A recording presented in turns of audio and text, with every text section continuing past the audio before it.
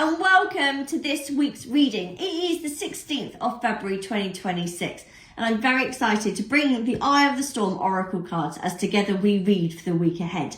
But before we talk about what's to come, I just want to say thank you very much for all of you, or some of you that reached out to me last week in regards to the card path and different pathways and choosing the right pathway.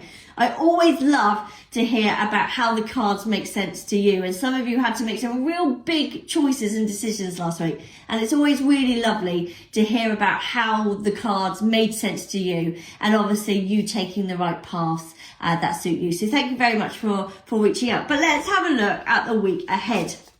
And we've got some big changes this week because we do go into a new zodiac sign. And whenever we go into a different zodiac sign, there are always some changes that we feel and which are around us. So let's have a little look to see if the cards also reflect this change.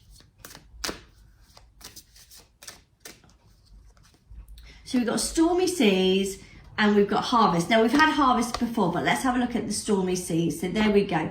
So let me talk to you about what's happening this week. So as of tomorrow, the 17th, 18th of February, we move into the zodiac sign of Pisces. And I am completely biased, but it is the best sign. And let me tell you why. So we move from logic into intuition. We move from listening to our heads to listening to our hearts.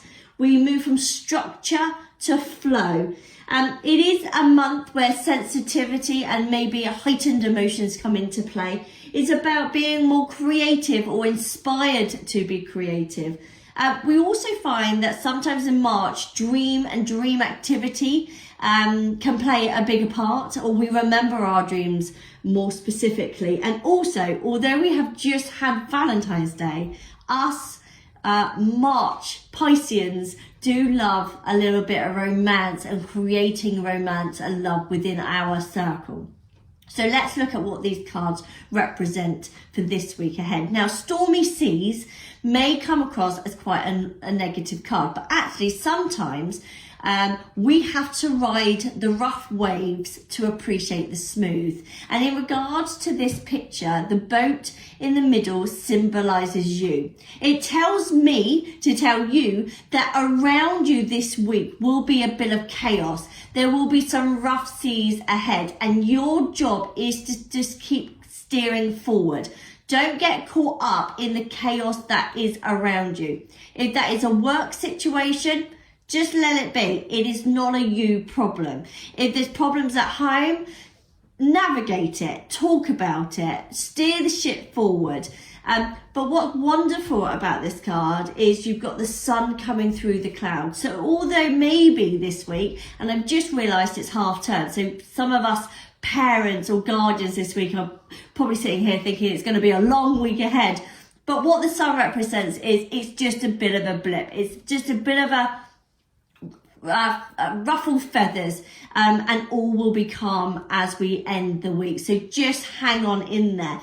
And then we've had harvest before. Harvest is about having those people around us in our circle, in our atmosphere that we can rely on. It's about making sure that we are there for each other, as well as ensuring that we have the right people around us.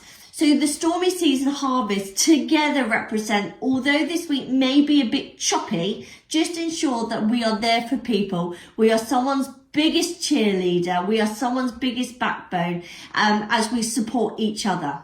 Although that does sound quite negative, it doesn't really throw me off because we are in a retrograde, and we go into a retrograde as of tomorrow anyway, which always sees a bit of chaos before the calm. So just enjoy this week. Go with the flow. Enjoy the rough waters, because sometimes the rough waters teach us our biggest lessons.